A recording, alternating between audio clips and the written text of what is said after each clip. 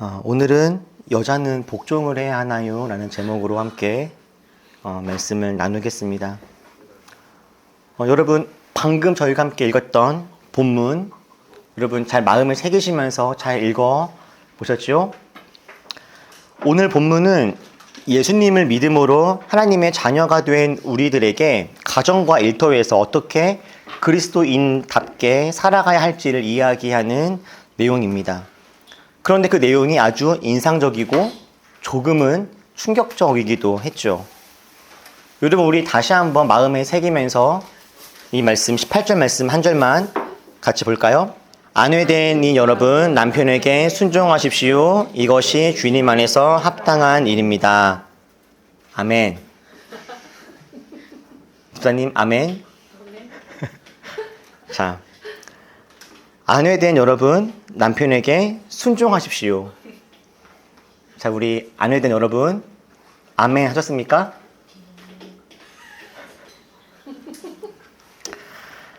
네, 우리 남편 된 여러분, 이 말씀 어떠십니까? 성경은 역시 진리다라는 마음이 드십니까? 아내된 분들은 남편에게 순종하라. 이것이 주님 안에서 합당한 일이라고 합니다. 18절 방금 이 말씀에서 순종이라고 번역된 이 단어는 개역개정에서는 복종이라고 번역을 합니다. 아내된 여러분, 남편에게 복종하십시오. 조금 더 강력한 메시지처럼 들리기도 하죠. 사실 순종이라고 하는 단어도 우리가 받아들이기가 조금 마음이 어려운데 복종이라고 하니 마음이 더 심란하게 느껴지시는 분들도 있을 것 같습니다. 혹시 저 복종이라고 하는 단어가 잘못 번역된 단어가 아닐까라는 생각이 들어서 저 복종이라고 하는 단어의 원어를 찾아봤더니 이 보이시는 대로 휘포다소라고 하는데요. 저 단어는 아래를 뜻하는 휘포와 일정한 곳에 두다라고 하는 의미의 타소의 합성어로 이게 원래는 질서 아래 자신을 스스로 둔다라고 하는 군대식 용어에서 유래가 된 단어라고 합니다. 자발적으로 질서를 따르다. 이것이 원래 저 복종의 저 원어의 원래 의미였다라고 해요. 그렇게 본다고 했을 때 오늘의 이 말씀이 우리 가운데 아마 어떻게 받아들여질지 잘 모르겠습니다. 아마 문자 그대로 받아들이기에 좀 부담스러우신 분들도 아마 있지 않을까 싶어요. 오늘의 저 말씀을 100번 양보해서 저 말씀이 2000년 전에 골로새라고 하는 지역과 문화적 특수성 안에서 쓰여진 말씀이고 하나님은 사랑과 공의의 하나님이시다라고 하는 이 대전제 아래서 이 18절의 말씀을 지금 우리에게 적용을 하자면 남편이 라면 하나 끓여와, 물 한 잔 가져와, 이런 식의 남편의 말에 복종하라고 하는 말씀이라기보다는 남편이 부족하고 연약하며 절대적으로 옳은 결정을 하는 것이 아니라 할지라도 자발적으로 그의 편이 되어주고 설령 남편이 잘못된 선택들을 하더라도 이해하고 함께 해주라. 이런 의미로 우리가 받아들일 수 있지 않을까 생각이 들기도 합니다. 그래서 목회자들의 목사님이라고 불리기도 하는 이 유진 피터슨 목사님도 메시지 성경 번역본에서 아내 여러분, 남편에게 순종함으로 남편을 이해하고 지지해 주십시오. 이렇게 번역을 했습니다. 그러면서 이어지는 말씀으로 바울이 남편에게 권면했죠. 남편은 여러분, 아내를 사랑하십시오. 아내를 모질게 대하지 마십시오. 그래도 18절 말씀에 비하면 이 19절 말씀은 조금 우리가 받아들이기 쉬우신 편이죠. 네, 남편은 아내를 사랑해야죠. 사실 여기 계신 남편분들, 아내분들을 모질게 대할 수 있는 분들도 제가 알기에는 없는 것 같이 보이지만 네, 할 수 있다 하더라도 모질게 하면 안 됩니다. 자, 그렇다면 여러분, 이 오늘 우리가 함께 읽었던 3장 18절과 19절 말씀을 이 정도로 해석해보면 어떨까요? 남편은 아내를 사랑하고 아내는 남편을 이해하고 지지해주기. 여러분, 오늘의 이 말씀을 이 정도로 우리가 받아들인다면 괜찮은 말씀이 되겠습니까? 이런 말씀은 여러분들 아멘 하시겠습니까? 5월 가정의 달을 맞아서 오늘의 본문으로 설교하는 교회들이 아마 많이 있을 겁니다. 그리고 많은 교회들에서 오늘의 본문으로 저는 이 정도의 메시지로 함께 마음을 나누지 않을까라는 생각이 들기도 해요. 그런데 이 정도로 우리가 해석을 해서 받아들여도 우리가 선하게 적용할 수 있다라고 생각이 들기도 하지만, 그럼에도 불구하고 저는 한 가지 이해가 안 되고 마음에 걸리는 것이 있습니다. 하필이면 왜 아내가 복종이고 남편은 사랑일까 하는 거죠. 여러분, 하필이면 바울은 왜 아내에게 복종하라고 하고 남편에게는 사랑을 하라고 그렇게 했을까요? 혹 반대로 이렇게 말할 수는 없었을까요? 남편은 여러분, 아내에게 복종하십시오. 이것이 주님 안에서 합당한 일입니다. 아내든 여러분, 남편을 사랑하십시오. 남편을 모질게 대하지 마십시오. 이렇게 이야기했다면 어떨까요, 여러분? 이렇게 이야기할 수도 있지 않겠습니까? 왜 바울은 이렇게 쓰지 않고 여자에게는 복종을, 남자에게는 사랑을 이야기했을까? 어떤 분들은 여자에겐 복종을, 남편에게 사랑을 당부했던 그 이유로 남편, 즉 남자와 아내, 즉 여자, 남자와 여자의 생물학적인 차이 때문이라고 주장하시는 분들도 있습니다. 남자는 남자의 역할이 있고 여자는 여자의 역할이 있다라는 것이죠. 남자는 남자이기에 리더, 대장 같은 능동적인 역할을 하고 가정의 머리가 되고, 여자는 여자이기에 팔로워나 돕는 자와 같은 수동적인 역할, 돕는 배필, 이런 말 들어보셨죠? 돕는 역할을 주로 하면서 남자의 품에서 안식하고, 남자가 남자로서의 일을 잘 감당할 수 있도록 그를 지지해 주어야 한다라는 거죠. 남성과 여성의 생물학적인 차이가 역할의 차이를 가지고 온다, 이렇게 해석하는 경우들이 있는 겁니다. 여러분은 이런 해석에 동의하십니까?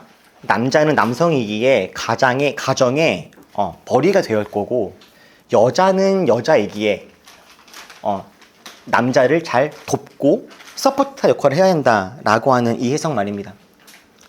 저는 한국 사회의 유교적인 문화, 유교적인 렌즈로 해석을 한다면 이렇게 이야기할 수 있겠구나 싶습니다. 그러나 성경을 유교적인 한국의 가부장제적인 눈으로 해석할 수는 없겠죠. 하나님의 속성과 성경의 원리, 그리고 바울의 원래의 의도를 생각한다면 저는 이렇게 해석해서는 안 된다라고 생각합니다. 바울이 아내에게는 복종을, 남편에게는 사랑을 이야기했던 그 이유는 남편이 남자이고 아내가 여자인 생물학적인 차이가 있어서가 여러분 아닙니다. 오늘 본문의 참된 의미를 잘 깨닫기 위해서는 이 골로새서 3장 18절부터 4장 1절까지의 본문의 구조를 좀 잘 살펴볼 필요가 있습니다. 오늘 3장 18절부터 4장 1절까지는 크게 세 부류의 관계에 대해서 이야기하고 있었습니다. 아내와 남편, 그리고 자녀와 부모, 그리고 종과 주인, 이렇게 세 부류의 관계를 나오고 있어요. 그리고 바울은 이 세 부류 중에서 아내, 자녀, 종에게는 각각 동일한 것을 명령합니다. 아내에게는 남편에게 순종, 복종하라 했고요. 자녀들은 부모에게 어떻게 하라고 하는지 기억나십니까? 자녀는 부모에게 역시 복종하라고 했습니다. 종은 주인에게 역시 또 복종하라고 했어요. 바울은요, 오늘 본문에서 아내와 자녀와 종에게는 복종을 하러 갑니다. 남편과 부모와 주인에게 말이죠. 그리고 남편과 부모와 주인에게는 아내와 자녀와 종들을 사랑해주고 공평과 정의로 품어주라 이야기합니다. 여러분, 오늘 골로새 3장 18절부터 4장 1절까지는요, 남자와 여자, 성별의 관계로 나눠지는 것이 아니라 당시 사회적으로 권력이 있는 자와 권력이 없는 자의 분류로 이 말씀을 보는 것이 훨씬 더 적합합니다. 당시 로마 헬라 사회에서 아내라고 하는 존재는 남편의 지배 아래에 있는 사람들이었습니다. 당시 아내들은 남편의 소유물에 불과했습니다. 아내는 가문을 잇는 도구이자 집안일을 관리하는 관리인 그 이상도 이하도 아니었죠. 아내는 남편의 변덕에 따라서 언제든지 버려질 수도 있고 스스로를 방어할 수 있는 법적인 권리는 적었습니다. 특히 로마의 가부장권은 남편이 아내에게 육체적인 징벌을 가할 수 있는 권리를 포함하고 있습니다. 가령 아내가 술을 먹었거나 집안일을 똑바로 안 하면 남편은 아내를 때려도 그것이 아무런 문제가 되지 않았습니다. 오히려 남편은 아내를 때려서라도 아내가 바르게 아내의 역할을 할 수 있도록 가르쳐 주는 것이 남편의 의무이라고 생각하기도 했었죠. 1세기 로마의 정치가였던 카토라고 하는 사람은요, 만약 당신의 아내가 간음하는 것을 잡았다면 당신은 재판 없이 그녀를 죽여도 됩니다. 이런 기록을 남기기도 했답니다. 남편이 아내에게 행하는 이 폭력은 당시에 아주 자연스럽고 일상적인 것 중에 하나였습니다. 여러분, 21세기인 지금도 남편이 아내를 때리는 일들이 지금도 여전히 놀랍게도 너무나 많이 있지 않습니까? 가정에서의 폭력은 아직도 법의 테두리 안에서 보호받지 못하는 상황에 있는 것이 21세기의 현실인데, 하물며 2000년 전에 로마 사회에서는 어떻겠습니까? 아이들의 경우에는 훨씬 더 심각합니다. 고대 사회에서 어린 생명은 정말 가장 위태로운 존재들이었습니다. 당시 기록과 고고학적 자료들을 보면 어린 아이들을 유기하는 것, 어린 아이들을 버리는 것, 이것은 어떤 개인적인 일탈이나 특별한 일이 아니라 사회적 관습이었음을 보여주는 자료들이 아주 많이 있답니다. 기원전 1세기에 쓰여진 한 편지, 할라리온이 아내 알리스에게 보낸 서신이라고 하는 1세기 문헌이 있는데, 그 1세기 문헌에 보면은 이런 말이 있대요. 만약 아이를 낳았는데 아들이거든 키우고 딸이면 내다 버리시오 라고. 이 역사학자들은 고대 로마에 태어난 아이들의 약 20%에서 30% 정도가 유기되었거나 살해되었을 것으로 추정합니다. 아이가 버려지는 일, 살해당하는 일들이 너무나 비일비재했고, 부모에게서 폭행을 당하고 폭력을 당하는 일들도 너무너무나 많았던 거죠. 이런 상황에서 노예들은 어떻게 했겠습니까? 노예들에게 가해지는 폭력은 정말 그냥 아주 빈번했을 뿐만 아니라 그들에 대한 대우는 정말 짐승봐도 못할 때가 아주 많았습니다. 노예가 실수하거나 도망치다 잡히면 이마에 도망자를 뜻하는 철자를 낙인 찍거나 십자가에 처형하는 일들도 아주 흔했다고 하죠. 지금 저희 나라에서는 반려동물, 반려견이나 고양이가 생명으로 다뤄지는 것이 아니라 이 사람의 재산 목록으로 간주되지 않습니까? 당시의 노예들도 마찬가지였던 거죠. 주인이 노예를 죽인다면 이것은 살인이 아니라 재산의 손실인 겁니다. 그래서 누군가가 나의 노예를 죽이면 그 사람은 이 노예의 값을 배상을 해줘야 되는 상황입니다. 이 당시.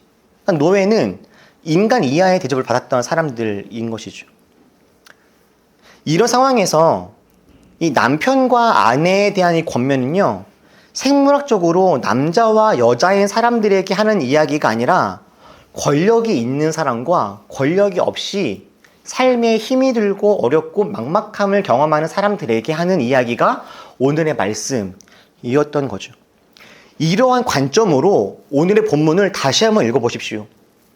성경은 힘과 권력이 있는 사람들, 심지어 누군가를 때릴 수 있고, 아니, 죽일 수도 있는 사람들에게는 이렇게 이야기를 하는 겁니다. 당신이 누군가를 때릴 수도 있고 죽일 수도 있는 권력과 힘이 있을지라도 그를 사람으로 존중해 주시고 사랑해 주십시오. 부디 모질게 대하지 마십시오. 아무리 권력과 힘이 있더라도 하나님이 나의 주인이심을 기억하십시오. 그러니까 힘과 권력이 있다라고 해서 자기 마음대로 살지 말고 하나님을 기억하면서 사랑과 공의의 삶을 살으려고 하는 권면입니다. 그렇다면 아내와 자녀와 종들에게 권하는 복종과 순종은 어떤 의미겠습니까? 아내와 자녀와 종들에게 말하는 복종이요. 결론적으로 이야기하면 여러분, 성경은 무조건적인 복종과 순종을 결코 강요하지 않습니다. 오히려 하나님은 사랑과 공의를 위한 거룩한 반항을 더 기뻐하시죠. 이에 대해 더 자세하게 알고 싶다면 여러분, 유튜브 채널에 거룩한 반항 이경직이라고 검색을 하시면 제가 이와 관련된 설교를 해놓은 게 한 2개 정도 있을 겁니다. 여러분 참고하시길 바랍니다. 여러분, 하나님은요, 우리가 무조건적인 복종, 굴종을 하는 삶을 살려고 하시는 것이 아니라 사랑과 공의를 위한 거룩한 반항을 더 기뻐하시는 분이세요. 불의한 명령, 사랑과 공의의 삶이 아닌 일에 대해서는 아무리 남편이고 부모이고 선생이고 심지어 목사일지라도 그 말을 따라서는 여러분 안 됩니다. 여러분, 사랑과 공의의 삶이 아닌 일에 대해서는 우리가 주님이 우리 가운데 허락하신 선한 양심과 말씀을 바탕으로 한 이성을 가지고 우리가 분별할 줄 알아야 하겠죠. 그렇다면 바울이 아내와 자녀와 종들에게 말하는 복종, 순종은 그럼 어떤 의미로 받아들일 수 있겠습니까?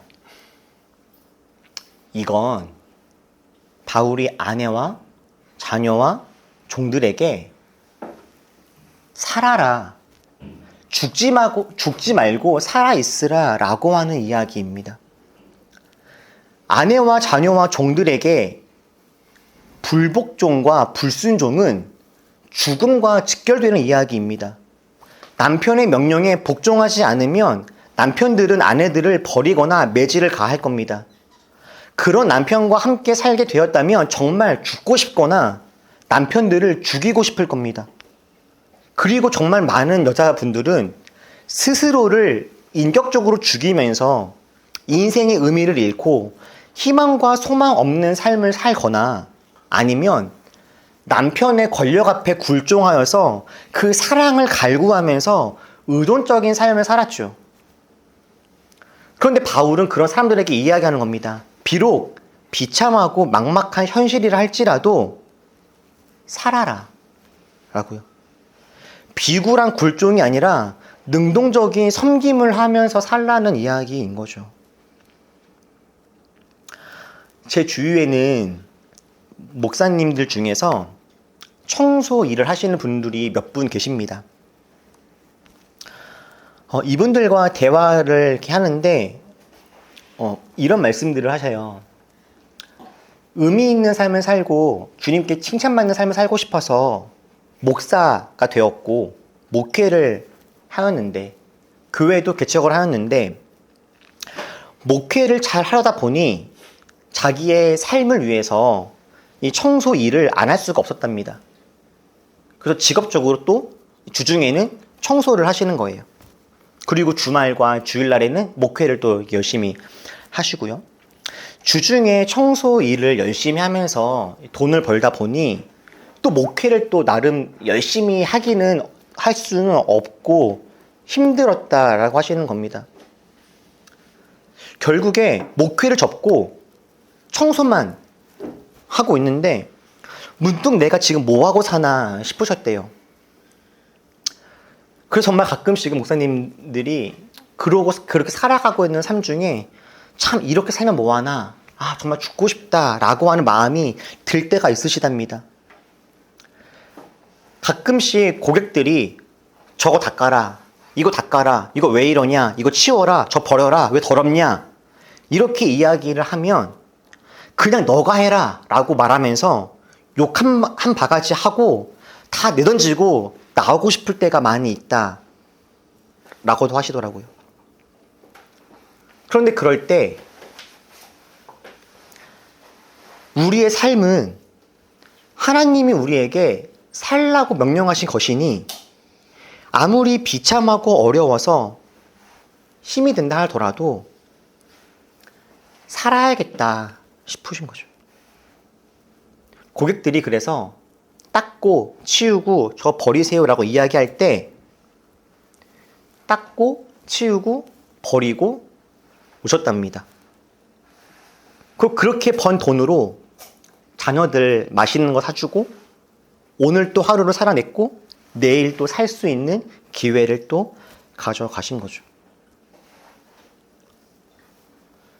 살면서 참 사는 게 힘들다, 비참하다 싶을 때가 있어요. 그런 순간이 오더라도 주님께서 오늘 우리에게 권면하고 부탁하시는 겁니다. 살아라. 그런데 그렇게 비참할 수 있는 그 하루를 살고 성경을 보는데 성경이 뭐라고 써 있습니까?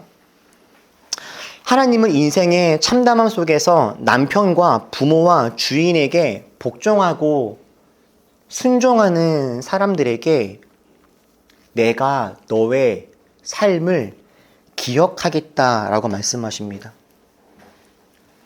지금 내가 뭐 하면서 살아가는 거지?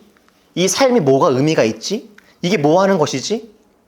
내가 저 사람들의 말에 복종하고 순종하기 위해 살아가는 것인가? 라고 하는 그런 절절한 마음이 들 그때 하나님은 너의 삶을 나에게 한 것으로 내가 받겠다라고 하시는 거예요. 남편에게 복종하는 것처럼 보이고 부모에게 답답하고 억울한 일을 당하는 것처럼 보이지만 그럼에도 너의 인생은 여전히 가치 있고 값진 것이라고 하나님이 기뻐하시고 받으실 만한 귀한 삶이라고 하나님이 기억하시고 분명히 갚으실 거라고 말씀하는 겁니다. 사랑하는 여러분, 하나님은 우리가 무조건적인 복종이나 굴종, 비굴하고 비참한 삶이 아니라 끝내 희망을 놓지 않고 주어진 삶의 자리에서 끝까지 사랑을 노래하는 사람이 되기를 바라십니다. 태어나 보니 눈앞에 부모라고 하는 존재가 있습니다. 어린 자녀들에게 부모란 존재는 세상의 전부이죠. 그런데 문제는 내게 세상의 전부인 부모들이 온전하지 않거나 성숙하지 못할 때도 참 많다라는 겁니다. 그럴 때 자녀들이 느끼는 좌절감과 두려움은 어쩌면 우리가 다 헤아리지 못하는 것일 수 있겠죠. 때로는 분노하고 언젠가는 너무 기가 꺾여서 화내지 못하실 때도 있습니다. 이와 비슷한 삶의 막막함과 미래에 대한 어떤 두려움을 만나는 순간들도 우리 삶 속에 있죠. 그런데 주님은 그런 순간에도 우리가 잘 살아가길 바라십니다. 막막한 현실 앞에서 어쩔 수 없이 살아가는 것처럼 보여도 내가 오늘 지금 뭐하고 있나 싶은 생각이 들어도 하나님은 우리들의 그 삶을 살아냄을 기억하시고 내가 알고 있다라고 말씀을 하신다는 거예요. 어쩔 수 없이 살아가는 것 같아도 여러분, 우리가 주님을 기억하면서 살아간다면 하나님은 그런 우리들의 삶을 가치 있고 의미 있다 하십니다. 살기 위해서 정말 너무 싫은 직장 상사와 함께하고